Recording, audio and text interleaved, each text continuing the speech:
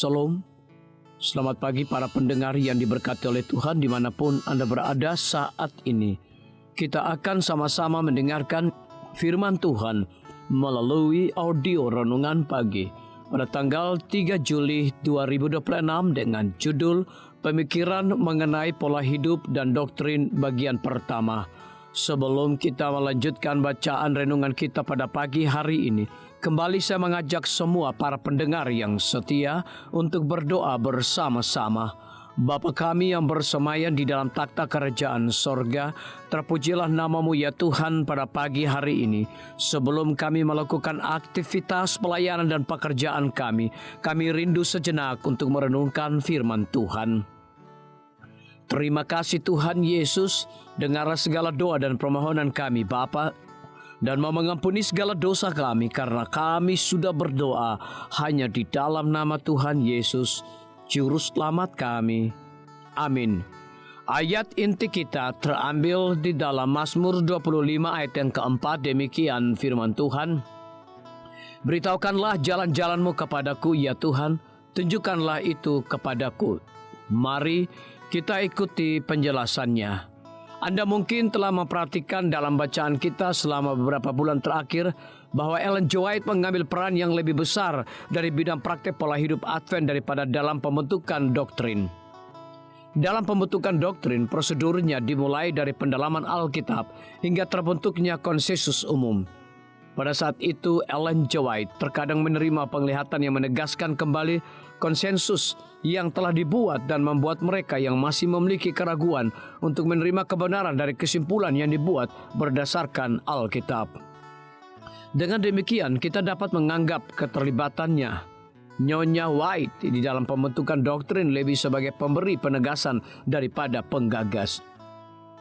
Namun perannya dalam bidang pola hidup Advent tidaklah demikian. Sebelum melanjutkan topik tersebut, kita harus mengenali beberapa perbedaan antara bidang gaya hidup dan bidang doktrin. Meskipun umat Advent abad ke-21 cenderung melihat isu doktrin dan pola hidup sebagai hal yang sama pentingnya, tetapi pandangan para pendiri denominasi tersebut tidaklah demikian. Sementara mereka merumuskan doktrin dasar melalui pendalaman Alkitab yang intensif dan mengadakan konferensi untuk menghasilkan konsensus, pengembangan pola hidup mengikuti pola yang agak berbeda. Mungkin perbedaannya berkisar pada fakta bahwa doktrin menentukan satu denominasi. Oleh karena itu, doktrin di antara umat Advent hari Sabat mula-mula merupakan perkara yang sangat penting dan mendapat banyak perhatian. Di sisi lain, hal-hal yang berkaitan dengan pola hidup cenderung menjadi perhatian sekunder. Banyak hal mengenai pola hidup bukanlah penentu dasar identitas suatu denominasi, melainkan cara hidup yang memfasilitasi misinya dalam menyebarkan pekabaran doktrinnya. Dari cara pandang ini, reformasi kesehatan yang memungkinkan orang untuk menjadi saksi dan misionaris yang lebih baik dan memungkinkan orang yang disembuhkan untuk lebih dapat memahami Injil. Demikian pula pendidikan Kristen memfasilitasi pengembangan anggota gereja dan mengkhotbah Injil. Sekali lagi, persepuluhan dan persembahan tidak hanya memungkinkan orang untuk mencerminkan karakter Dia yang begitu mengasihi sehingga mengaruniakan putra tunggalnya, tetapi juga meneruskan misi Tuhan di bumi. Tuhan, kami menghargai keseluruhan doktrin dan perihal pola hidup yang telah menjadikan gereja Masih Advent hari ke-7 sebagai umat yang unik. Tolong kami untuk lebih memahami peran prinsip-prinsip tersebut dalam kehidupan pribadi kami dan sebagai umat. Biarlah bacaan renungan kita saat ini akan menjadi berkat bagi kita semua. Kembali saya mengajak semua para pendengar yang setia untuk berdoa bersama-sama. Bapa kami yang bersemayam di dalam takhta kerajaan sorga, terima kasih Tuhan Yesus, oleh karena firman-Mu pada pagi hari ini memberikan berkat dan kekuatan rohani bagi masing-masing kami. Pada saat ini hamba berdoa untuk pemerintah kami. Tuhan memberkati Bapak Presiden bersama dengan wakil, para menteri dan seluruh stafnya, Bapak Gubernur bersama dengan wakil, Bapak Bupati bersama dengan wakil, Bapak Wali Kota bersama dengan wakil, camat dan seluruh stafnya, kepala desa, lurah, RT, RW, dimanapun mereka berada saat ini.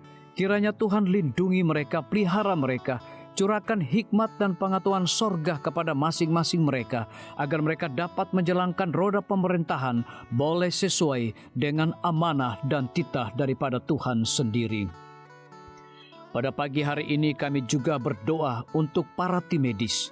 Tuhan berkati dokter, perawat, bidan, farmasi, nutrisionis. Kiranya hikmat dan pengetahuan sorga, roh dedikasi yang tinggi, roh kelemah lembutan Tuhan berikan kepada masing-masing mereka, agar mereka dapat memberikan pelayanan yang terbaik bagi setiap pasien yang membutuhkan pelayanan mereka setiap hari. Kami juga berdoa untuk guru-guru, kepala sekolah, siswa, mahasiswa, bahkan dosen di setiap lembaga pendidikan. Kiranya hikmat dan pengetahuan sorga Tuhan berikan kepada masing-masing mereka, agar mereka dapat mendidik setiap anak-anak untuk memiliki karakter Yesus Kristus. Hamba juga berdoa untuk TNI, Polri, PNS, wira swasta, petani, nelayan, ojek online dimanapun mereka berada. Kiranya berkat dan sukacita sorga Tuhan juga berikan kepada masing-masing mereka, agar mereka juga menjadi saluran berkat bagi sesama manusia. Para pendengar yang setia yang berulang tahun saat ini dimanapun mereka berada, biarlah dengan bertambahnya usia, mereka semakin hidup bersyukur dan berterima kasih kepada Tuhan setiap saat. Yang berada di dalam kebimbangan, ketidakpastian hidup, Tuhan berikan iman yang teguh dan pengharapan, agar mereka tetap percaya akan janji Tuhan setiap hari. Terima kasih Tuhan Yesus, dengarlah segala doa dan permohonan kami Bapa, dan mau mengampuni segala dosa kami, karena kami sudah berdoa hanya di dalam nama Tuhan Yesus, Juru Selamat kami. Amin. Demikian firman Tuhan yang telah kita dengarkan. Semoga hari ini menjadi berkat bagi kita semua. Sampai jumpa, Tuhan memberkati.